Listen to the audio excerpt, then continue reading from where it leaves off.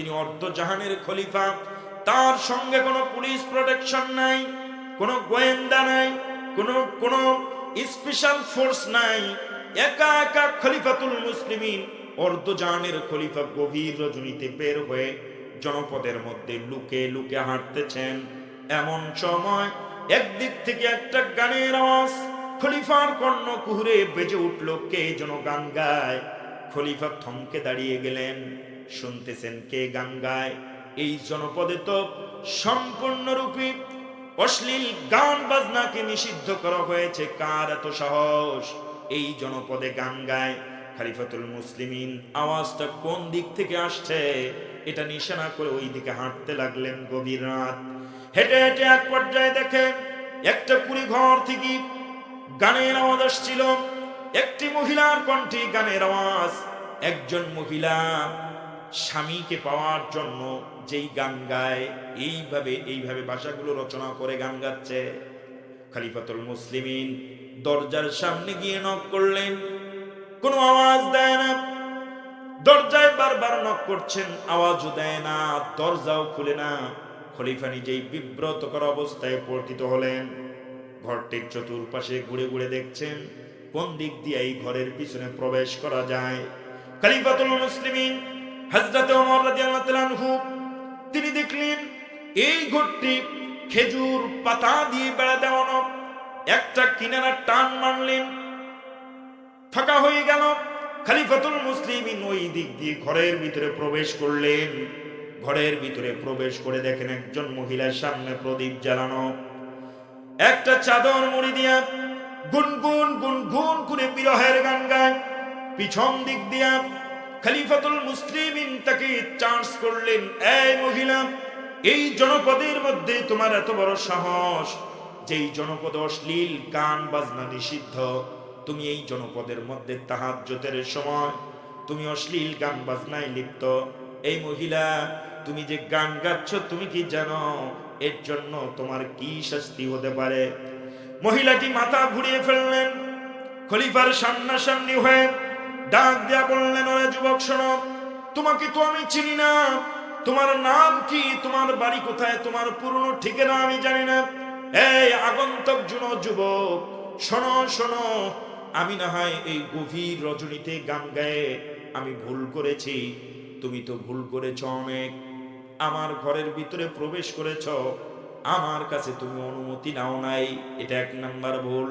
দুই নাম্বার ভুল হলো আমার বেড়াটা ভেঙ্গে তুমি প্রবেশ করেছো, এটা তোমার আর একটা অপরাধ। দুনিয়ার এমন কোন কিতাব নাই, এমন কোন পুস্তক নাই, এমন কোন বই নাই, কত বড় বড় কবি, কত বড় বড় সাহিত্যিক, কত বড় বড় দার্শনিক কিতাব লিখেছেন। এই কিতাবগুলো পড়লে নাকি সওয়াব হবে? একটু কথা বলেন, হবে নাকি? আল্লাহর রাসূল বলেন, আমার কোরআনের একটি হরফ যদি কোনো বান্দা বান্দি আল্লাহর কোরআনের একটি হরফ যদি উচ্চারণ করে, সঙ্গে সঙ্গে ওই বান্দা বান্দির আমলনামায় আল্লাহ রাব্বুল আলামিন 10টি করে নেকি লিখে রেখে দেয়। সুবহানাল্লাহ! এটা এমন একটি কিতাব, সমস্ত ফেরেশতাগুলি আমার দিকে তাকান, কি আশ্চর্যজনক কথা। সমস্ত ফেরেশতাগুলিকে আল্লাহ পাক পাঠিয়ে দিয়েছেন আসমান থেকে, রহমতের ফেরেশতা এই প্যান্ডেলের চতুর্দিকে আমাদেরকে ঘিরে ফেলেছে অলরেডি। আল্লাহু আকবার, আল্লাহু আকবার বলেন, হাদিসের কথা, চতুর্দিকে ঘিরে ফেলেছে। কেমনে?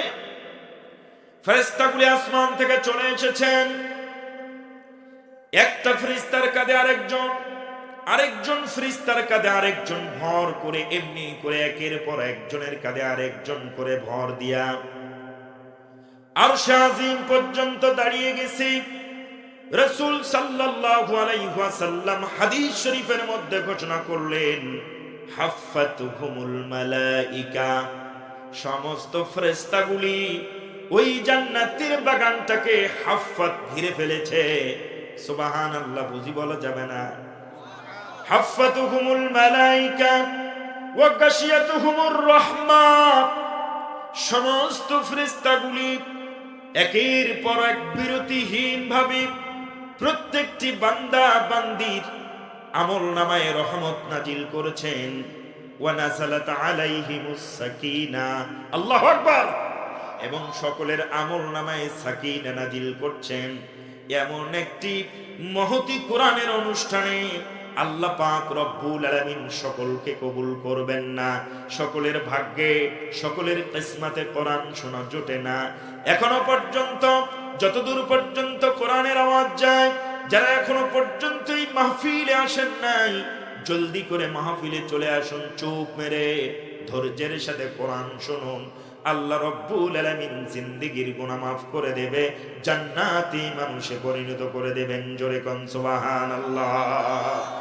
সম্মানিত ভাইয়েরা আমার, খুব খেয়াল করে শুনতে হবে। এই কিতাব কি আল্লাহ পাক রব্বুল আলামিন এত সুন্দর করে, এত নিপুণ করে কেন নাজিল করলেন, কি জন্য নাজিল করলেন? আল্লাহ রব্বুল আলামিন বলেন, এই কিতাবকে নাজিল করার উদ্দেশ্য হলো হুদাল লিন্নাসি ওয়া বাইয়িনাতিন মিনাল হুদা ওয়াল ফুরকান। জোরে বলুন আল্লাহু আকবার। আল্লাহ পাক রব্বুল আলামিন বলেন হুদাল লিন্নাস, এটা এই জন্য নাজিল করেছি কিতাব কি, এই পৃথিবীতে জাতি, ধর্ম, বর্ণ নির্বিশেষে যতগুলো মানুষ আছে, যে কোনো মানুষই যদি কোরআনের আইনগুলো মেনে চলে, এই কোরআনের নিষেধগুলো যদি পরিত্যাগ করে, আমি আল্লাহ রব্বুল আলামিন ঘোষণা করলাম হুদাল লিন্নাস, ওই সমস্ত বান্দা বান্দীদেরকে আমি আল্লাহ রব্বুল আলামিন হেদায়েতের পথ দেখাই।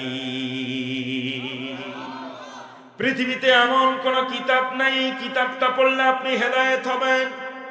পৃথিবীতে এমন কোন পুস্তক নাই, এমন কোন কবি, এমন কোন সাহিত্যিক, এমন কোন ডক্টরের লেখা কিতাব নাই যেই কিতাবটা পড়লে আপনি হেদায়েত পাবেন। কিন্তু আমার আল্লাহ রব্বুল আলামিন যে কিতাব নাজিল করলেন কোরআন, এই কোরআন যারাই পড়বে, যারাই আল্লাহর জমিনে আল্লাহর দ্বীনকে কায়েমের জন্য, বাস্তবায়নের জন্য এরা কি করবে? এরা আল্লাহর জমিনে আল্লাহর আইনকে বাস্তবায়ন করবে, দ্বীন কায়েম করবে। আল্লাহ পাক রব্বুল আলামিন ঘোষণা করছেন, এরা যখন আল্লাহর আইন বাস্তবায়ন করার জন্য রাজপথে যাবে, এদের উপরে যখন আঘাত আসবে, আল্লাহর কোরআনকে টিকে রাখার জন্য তারা প্রয়োজনে জীবন দেবে, হয়তো মরবে, নয়তো শহীদ, নয়তো মারবে। এই কথাটা, এই কোরআনের আয়াতটা, ফায়াকতুলুন ওয়া ইউকতালুন, তারা মরে এবং মারে। এই কথা কি আমার না আল্লাহ? আরো জোরে বলেন কার? এ বন্ধু, তারা, এই কথা হচ্ছে আল্লাহর। এই জন্য যারা ইসলামী আন্দোলন করে, ইসলামের পক্ষে, দ্বীনের পক্ষে কত ষড়যন্ত্র হয়, কত ধরনের মিথ্যা হামলা মামলা হয়, কত ধরনের তার উপরে বিপদ আসে, ঘর ছেড়ে দেয়, বাড়ি ছেড়ে দেয়, প্রাণীর স্ত্রীকে ছেড়ে দেয়, ছেড়ে সে ঘর ছাড়া হয়ে গেছে, পালিয়ে বেড়ায়। তবুও নাস্তিকদের কাছে, রাম এবং বামদের কাছে তারা মাথা নত করে না। ঠিক কিনা? আরো জোরে বলেন ঠিক কিনা? এ বন্ধু, চিনে রাখতে হবে, ওই সমস্ত মুনাফিকরা যারা ইসলামের বিপক্ষে ষড়যন্ত্র করে, যারা আলিম উলামাদের বিরুদ্ধে ষড়যন্ত্র করে, আমি আলিম উলামাদের কথাও বাদ দেন, যারা কোরআনের আইনকে বাস্তবায়ন করতে চায় না, ক্ষমতা থাকার পরেও নিঃসন্দেহে বুঝতে হবে এটা সুবিধাবাদী মুসলমান নয়। আরো জোরে বলেন ঠিক কিনা? এটা আসল মুসলমান নয়, এটা নকল। ঠিক কিনা? এই পৃথিবীতে কিন্তু নকলের সংখ্যা বেশি, আসল নাই। ঠিক কিনা? এই জন্য কবি বলেছেন, এই পৃথিবীর সবই নকল, এই পৃথিবীর সবই নকল, আসল কিছু নয়, এক আল্লাহর গোলাম আমি, এই তো পরিচয়। ঠিক কিনা? সম্মানিত ভাইয়েরা আমার, সব কিছুর নকল হয়ে গেছে। এখন হাটে যাবেন, বাজারে গেছেন, সব জায়গায় নকল। একটা ফল কিনবেন সেখানেও ফরমালিন, ঠিক কিনা? মাছ কিনবেন সেখানেও ফরমালিন, সব 2 নম্বরই দিয়ে ভরে গেছে। আল্লাহ পাক বলেন, বান্দা বান্দিরা শোনো, এই 2 নম্বরই থেকে, চাঁদাবাজি থেকে, এই সমস্ত বেহেয়াপনা থেকে যদি বাঁচতে চাও, আমার কিতাব কোরআনের পক্ষে চলে আসো। কোরআনের আইন রান্নাঘর থেকে শুরু করে সংসদ ভবন পর্যন্ত বাস্তবায়নের চেষ্টা করো। আমার আল্লাহ রব্বুল আলামিন তোমাদের জন্য মৃত্যুর পরেই জান্নাতের 8টি দরওয়াজা খুলে দেবে, ঠিক কিনা? আজকে আমরা ক্ষমতা পেয়ে অপব্যবহার করি, জনগণকে মারি, জনগণের পালস বুঝি না, ঠিক কিনা? খলিফাতুল মুসলিমিন হযরত ওমর রাদিয়াল্লাহু তাআলা আনহু এই বাংলাদেশের মতো রাষ্ট্রের কোনো প্রধানমন্ত্রী ছিলেন না, আমেরিকান রাষ্ট্রের মতো কোনো প্রধানমন্ত্রী ছিলেন না। তিনি ছিলেন গোটা দুনিয়াটা অর্ধেকটা, তাকে বলা হতো খলিফাতুল মুসলিমিন হযরত ওমর, যাকে অর্ধজানের খলিফা বলা হতো। আমার আল্লাহ রাব্বুল আলামিন যার মাধ্যমে এই দুনিয়ার অর্ধেকটা শাসন করেছিলেন, তিনি হচ্ছেন ইসলামের দ্বিতীয় খলিফা হযরত ওমর। তিনি যখন মন্ত্রী পরিষদে, তিনি যখন অর্ধজাহানের খলিফা হয়ে গেলেন, তিনি দেখতেছেন যে দিনেও তো অফিস করতে হয়, রাতেও আরাম নাই, কারণ আমাকে নিজের থেকে লুকি লুকি দেখতে হবে কোন ব্যক্তিগুলোর খাদ্যের অভাব, তার কাছে খাদ্য পৌঁছাতে হবে। কারা শীত বস্ত্রে ভুগতেছে, তারা শীতের বা বস্ত্র বিধান করতে হবে। আল্লাহর নবীর সাহাবী হযরত ওমর রাদিয়াল্লাহু তাআলা আনহু গভীর রজনীতে উঠে তার জনপদের মধ্যে একা একা যেতেন, গিয়ে খোঁজ খবর নিতেন যেই ঘরের মধ্যে সন্তান কান্না করে, কি জন্য কান্না করে, খাবারের জন্য না পোশাকের জন্য, শুনে সঙ্গে সঙ্গে তার কাছে যেটা পৌঁছায় দিতেন। এরপরে কার ঘরে খাবার নাই, বস্ত্র নাই, চিকিৎসার অভাব, তার কাছে চিকিৎসা পৌঁছায় দিতেন। খলিফাতুল মুসলিমিন প্রতিদিনের ন্যায় আজও তিনি গভীর রাতে তাহাজ্জুদের নামাজ পড়ে বেরিয়ে পড়লেন, জনপদের মধ্যে একা হাঁটতেছেন। খলিফার সঙ্গে, তিনি অর্ধজাহানের খলিফা, তার সঙ্গে কোনো পুলিশ প্রোটেকশন নাই, কোনো গোয়েন্দা নাই, কোনো স্পেশাল ফোর্স নাই। একা একা খলিফাতুল মুসলিমিন অর্ধজাহানের খলিফা গভীর রজনীতে বের হয়ে জনপদের মধ্যে লুকে লুকে হাঁটতেছেন। এমন সময় একদিক থেকে একটা গানের আওয়াজ খলিফার কর্ণ কুহুরে বেজে উঠল, কে যেন গান গায়। খলিফা থমকে দাঁড়িয়ে গেলেন, শুনতেছেন কে গান গায়। এই জনপদে তো সম্পূর্ণরূপে অশ্লীল গান বাজনাকে নিষিদ্ধ করা হয়েছে, কার এত সাহস এই জনপদে গান গায়? খলিফাতুল মুসলিমিন আওয়াজটা কোন দিক থেকে আসছে এটা নিশানা করে ওই দিকে হাঁটতে লাগলেন। গভীর রাত, হেঁটে হেঁটে এক পর্যায়ে দেখেন একটা কুড়ি ঘর থেকে গানের আওয়াজ আসছিল, একটি মহিলার কণ্ঠে গানের আওয়াজ। একজন মহিলা স্বামীকে পাওয়ার জন্য যেই গান গায়, এইভাবে ভাষাগুলো রচনা করে গান গাচ্ছে।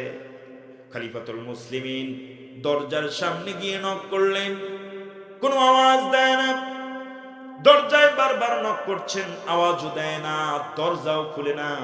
খলিফা নিজেই বিব্রতকর অবস্থায় পতিত হলেন। ঘরটির চতুর্পাশে ঘুরে ঘুরে দেখছেন কোন দিক দিয়ে এই ঘরের পিছনে প্রবেশ করা যায়। খলিফাতুল মুসলিমিন হযরত ওমর রাদিয়াল্লাহু তাআলা আনহু তিনি দেখলেন এই ঘরটি খেজুর পাতা দিয়ে বেড়া দেওয়ানো। একটা কিনারা টান মারলেন, ফাঁকা হয়ে গেল। খলিফাতুল মুসলিমিন ওই দিক দিয়ে ঘরের ভিতরে প্রবেশ করলেন। ঘরের ভিতরে প্রবেশ করে দেখেন একজন মহিলার সামনে প্রদীপ জ্বালানো, একটা চাদর মুড়ি দিয়া গুনগুন গুনগুন করে বিরহের গান গায়। পিছন দিক দিয়া খলিফাতুল মুসলিমিন তাকে চার্জ করলেন, এই মহিলা, এই জনপদের মধ্যে তোমার এত বড় সাহস, যেই জনপদে অশ্লীল গান বাজনা নিষিদ্ধ, তুমি এই জনপদের মধ্যে তাহাজ্জুদের সময় তুমি অশ্লীল গান বাজনায় লিপ্ত। এই মহিলা, তুমি যে গান গাচ্ছ তুমি কি জানো এর জন্য তোমার কি শাস্তি হতে পারে? মহিলাটি মাথা ঘুরিয়ে ফেললেন, খলিফার সামনাসামনি হয়ে ডাক দিয়া বললেন, ওরে যুবক শোনো, তোমাকে তো আমি চিনি না, তোমার নাম কি, তোমার বাড়ি কোথায়, তোমার পুরনো ঠিকানা আমি জানি না। এই আগন্তক যুবক, শোনো শোনো, আমি না হয় এই গভীর রজনীতে গান গায়ে আমি ভুল করেছি, তুমি তো ভুল করেছ অনেক। আমার ঘরের ভিতরে প্রবেশ করেছ, আমার কাছে তুমি অনুমতি নাও নাই, এটা 1 নাম্বার ভুল। 2 নাম্বার ভুল হলো আমার বেড়াটা ভেঙ্গে তুমি প্রবেশ করেছো, এটা তোমার আর একটা অপরাধ। 3 নাম্বার ভুল হলো এই গভীর রজনীতে একটা বেগানা মহিলার ঘরে ঢুকি আমি একটা বেগানা পুরুষের সঙ্গে কথা বলছি, আমার কণ্ঠের পর্দা চলে গেছে। এই যুবক, তোমার 3টি ভুল। 1টি ভুল আমি গান গেয়েছি, মেনে নিচ্ছি। যেই শাস্তি দিবা আমি সেই শাস্তি মাথা পেতে নিতে রাজি আছি, কিন্তু তোমার কোনো মাপ হবে না, তুমি 3টা ভুল করে ফেলেছ। আগামীকাল সূর্যোদয়ের পূর্বে এই জনপদের খলিফা খলিফাতুল মুসলিমিন হযরত ওমর রাদিয়াল্লাহু তাআলা আনহুর কাছে তোমার নামে নালিশ করব, তোমার বিচার হবে এই জনপদের খলিফার দরবারে। খলিফাতুল মুসলিমিন হযরত ওমর রাদিয়াল্লাহু তাআলা আনহু ডেকে বললেন, মহিলা, তুমি কি যেই খলিফার কথা বলছো এই খলিফাকে তুমি চেনো নাকি? তাকে কখনো দেখছো নাকি? কথাগুলো কেন বলছি? আমার কলিজার টুকরা ভাইরা, অর্ধ জাহানের খলিফা কেমন হতে পারে, আমার দেশের নেতাগতরা কেমন হতে পারে, আমি এই কথাটা বোঝানোর জন্য বলছি। খলিফাতুল মুসলিমিন বললেন, মহিলা, তুমি কি খলিফাতুল মুসলিমিন ওমর রে দেখেছ নাকি? মহিলাটি ডেকে বলতেছে, ওরে আগন্তক, তাকে আমি দেখি নাই, কিন্তু এই জনপদের মধ্যে সব চাইতে ভালো এবং তাকওয়াবান হচ্ছে হযরতে ওমর। খলিফা ডাক দিয়া বলতেছেন, মহিলা, আমার জানামতে ওমর নামক লোকটা ভালো না, তেমন জুতের না। আল্লাহু আকবার! নিজেই নিজের প্রশংসা কি করা যায়? আমার দেশের নেতারা যদি পোস্টারের মধ্যে লিখে দেওয়া না থাকে, গরিব দুঃখী খেটে খাওয়া মানুষের বন্ধু, এই টাইটেল যদি না লিখে, তাহলে মাহফিল কর্তৃপক্ষকে বলে এটা ছিঁড়ে ফেলেন, আবার নতুন করে বানান। এতদিন গরিবের মেরে খাইলো বিধবা ভাতা, বয়স্ক ভাতা, এতদিন মেরে খাইলো, জনগণের টাকা বিদেশে পাচার করলো, আবার লিখে দিল গরিব দুঃখী খেটে খাওয়া মানুষের বন্ধু না শত্রু। এক কথা বলে খলিফা নিজের প্রশংসা নিজেই করলেন না, বললেন খলিফা তো তেমন ভালো মানুষ না, জুতের মানুষ না। মহিলা তেলে বেগুনে জেলে উঠলেন, চিৎকার মেরে বলছেন, আগন্তক, এ যুবক, তোমার তো সাহস বেশি বড়। এই গভীর রজনীতে আমার জনপদের খলিফাকে তুমি জুতের মানুষ না, ভালো মানুষ না, এই কথা বলেছ। এখন তো এতক্ষণ অপরাধ ছিল 3টা, এখন আর একটা অপরাধ যোগ হয়ে তোমার অপরাধ হয়ে গেছে 4টা। যুবক, জানো না, আগামীকাল তুমি এই অপরাধ থেকে বাঁচতে পারবে না। আগামীকাল সূর্যোদয়ের পূর্বে খলিফাতুল মুসলিমিন হযরত ওমরের দরবারে তোমার নামে বিচার দেব। খলিফাতুল মুসলিমিন হযরত ওমর মুস্কি মাথাটা নিচু করে দিলেন, মাথাটা নিচু করে দিয়ে রবকে ডেকে বলতেছেন, আল্লাহ, এই গভীর রজনীতে যেই মহিলা আমারে ভালো বলে, ও আল্লাহ, তুমিও আমারে এই গভীর রজনীতে ভালো বলে দাও। আল্লাহু আকবার! খলিফা ডেকে বললেন, মহিলা শোনো, তুমি কি আগামীকাল বিচার দিবা? কয়, হ্যাঁ, তোমার নামে বিচার হবে, মাফ নাই। দিও, তবে একটা কথা আমারে বলো, এই গভীর রজনীতে কি জন্য, কেন তুমি গুনগুন গুনগুন করে বিরহের গান গাও?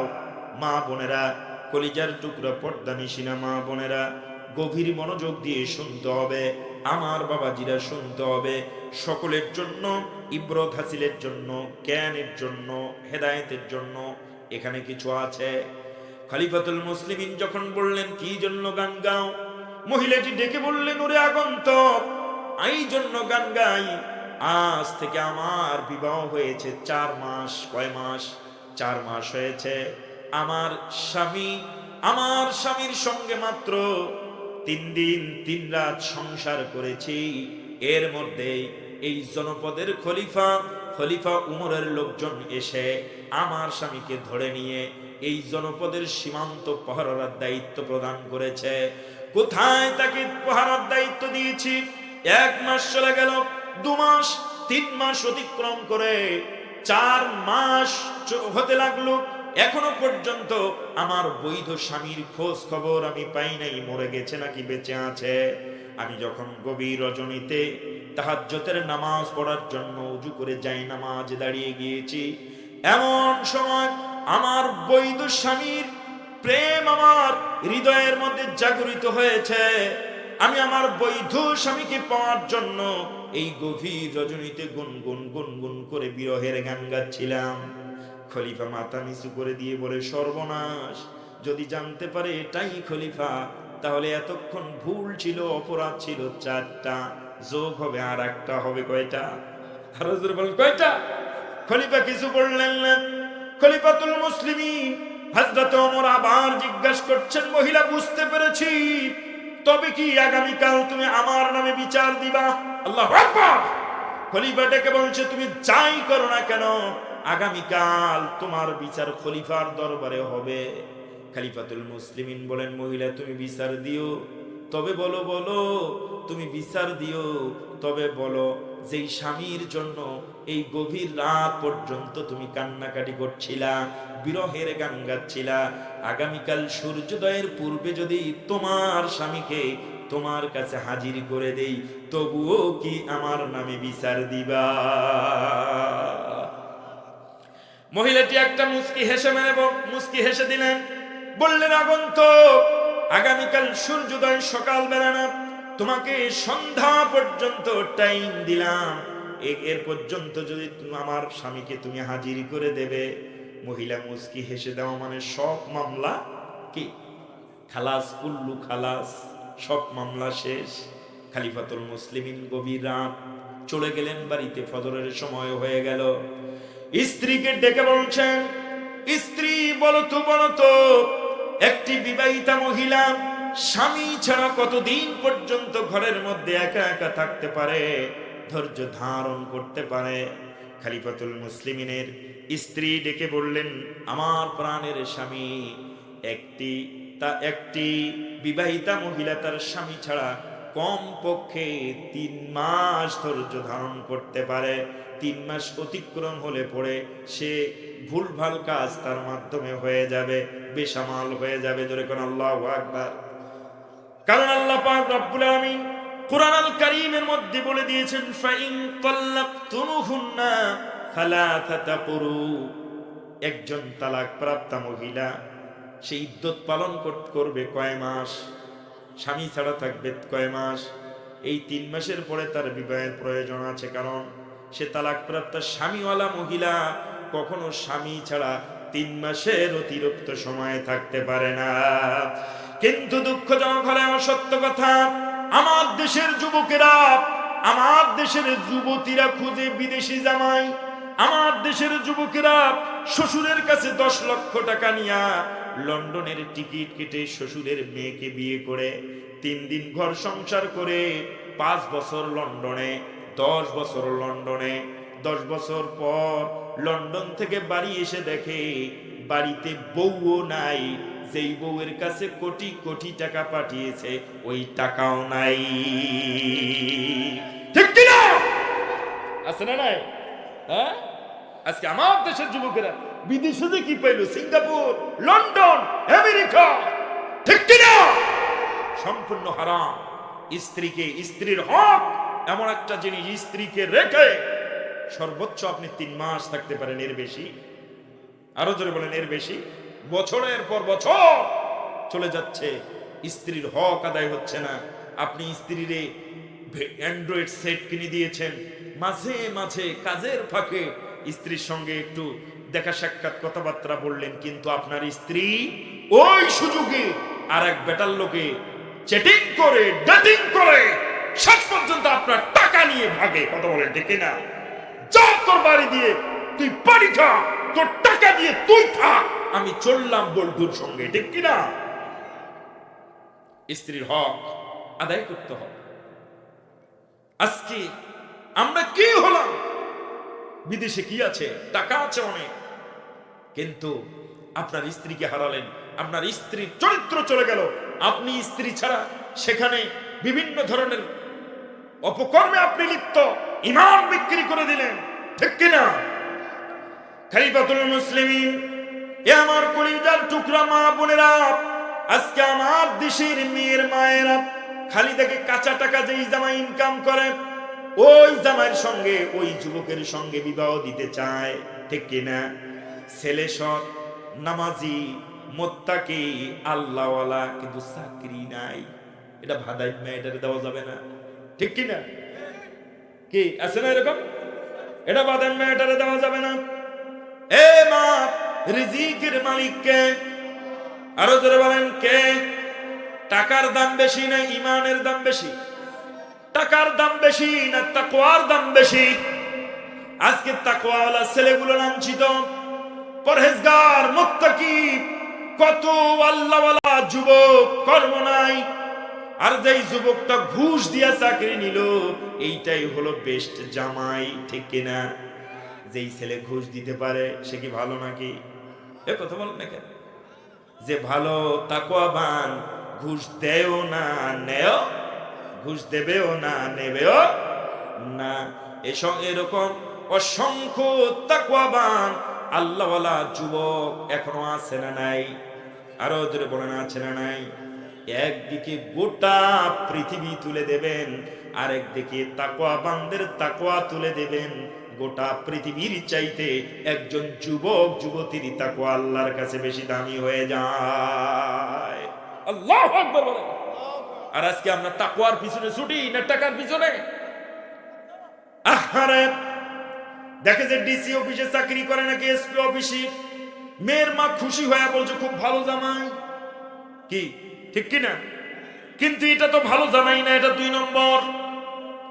আপনি এইরকম 2 নম্বর একটা জামাইয়ের সঙ্গে মেয়ের বিয়ে দিলেন, জামাই তো গেছে জাহান্নামে, মেয়েও যাবে জাহান্নামে, শ্বশুর শাশুড়ি সবাই তার পথে একই পথে জাহান্নাম। কথা বলেন ঠিক কিনা? আরো জোরে বলেন ঠিক কিনা? এই জন্য যখন জামাই বসাবেন, যখন নিজের মেয়ের জামাই করবেন, মুত্তাকি তাকওয়াওয়ালা দেখবেন। ওই মুত্তাকি তাকওয়াবান ব্যক্তিটা আপনার মেয়ের জামাই যদি হয়ে যায়, ওই মুত্তাকি তাকওয়াবান ব্যক্তিটা আপনার জামাই যদি হয়ে যায়, আপনার মেয়ে 3 বেলার মধ্যে 2 বেলা খেতে না পারলেও আপনার জামাই, মেয়ে জামাইয়ের ঘরটা জান্নাতি ঘরে পরিণত হয়ে যাবে, ঠিক কিনা? টাকা দেখে বিয়ে দিয়েছেন, আজকে দেখলাম, আজকে ফেসবুকে দেখলাম কি না নির্যাতন করেছি। বড়লোক জামাই সাধারণ ঘরের একটা সুন্দরী মেয়েকে বিবাহ করে মারতে মারতে এত সুন্দর চেহারাটাকে ক্ষতবিক্ষত করে দিয়েছে।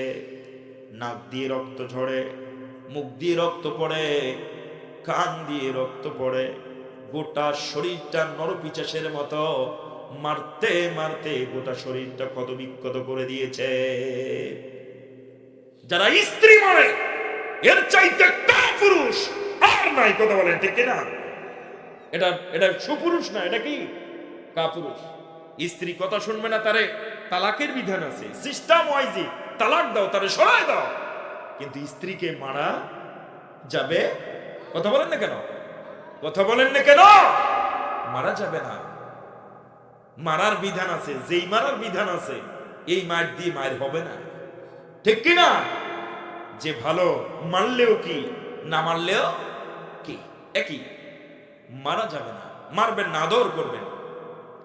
সম্মানিত ভাইরা আমার, এ যুবক ভাইরা, আল্লাহওয়ালা পরহেজগার মুত্তাকিনা মেয়ে দেখে বিয়া করবা, চাহিদা কম থাকবে, মডার্ন আপ টু ডেট মেয়েকে বিয়া করবা, দেখবা যে তারা বেপর্দা বেহায়াপনা হয়ে ভাটে যাবে, বাজারে যাবে, ঠিক কিনা? আপনার স্ত্রী বেপর্দা হওয়ার কারণে স্বামীকে জাহান্নাম খাটতে হবে, ঠিক কিনা? মা বাবার কোন কন্যা সন্তান যদি বেপর্দা হয়, বেনামাজি হয়, এই জন্য মা বাবাকেও জাহান্নাম খাটতে হবে, তো কোনো মাফ নাই। এ বন্ধু, বিবাহ করবা মুত্তাকি মেয়েকে।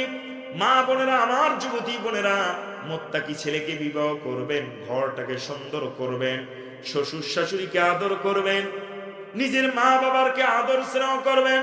কিন্তু দেখিও আবার সুন্দরী মেয়ে বিয়ে করে নিজের মা নিজের বাবাকে যেন ভুলে যেতে না হয়, ঠিক কিনা? নিজের মা এবং বাবার ভালোবাসা থাকবে।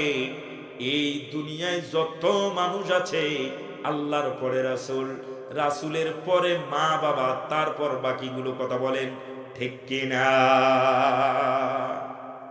সম্মানিত ভাইয়েরা আমার, একটা দৃশ্য দেখে আমার বড় কান্না এসে গিয়েছিল। যখন রোহিঙ্গারা সেই আরাকানের জমিন থেকে বাংলাদেশে প্রবেশ করছিল, একটা খিটখিটে যুবক, কালো, তার মা হাঁটতে পারতেন না, বাবাও হাঁটতে পারতেন না। যখন সেই আরাকানের আর্মিগুলি নির্যাতন করত, জুলুম করত, ঘরের মধ্যে মুসলমানদেরকে পেলে ব্রাশ ফায়ার করে মেরে দিত। কলিজার টুকরা মায়ের, কলিজার টুকরা বাবার একটি মাত্র ছেলে সন্তান, ছেলেটাকে ডেকে বলতেছেন, আব্বুরে, আমরা তো হাঁটতে পারি না, চলতে পারি না, আমাদের জীবন তো শেষ। এই আরাকানের আর্মি যদি আমাদেরকে দেখে ফেলে ব্রাশ ফায়ার করে দেয়, আমরা তো আর রবের কাছে চলে যাব। তবে একটাই অনুরোধ, তুমি এই বাসায় থাকবে না, জলদি করে বাংলাদেশের দিকে পাড়ি জমাও। যুবকটা ছিল খুবই খিটখিটে কালো, আমি দেখেছি। এই যুবক দেখে বলে, আব্বু, ও আম্মু, আমি তোমাদেরকে ছেড়ে যেতে পারবো না। আমি তোমাদের একমাত্র মেয়ে, একমাত্র ছেলে। আমি যখন হাঁটতেই পারতাম না, আমি এই কাহিনীটা পড়ে পড়ে আমার দু চোখের পানি চলে এসেছে।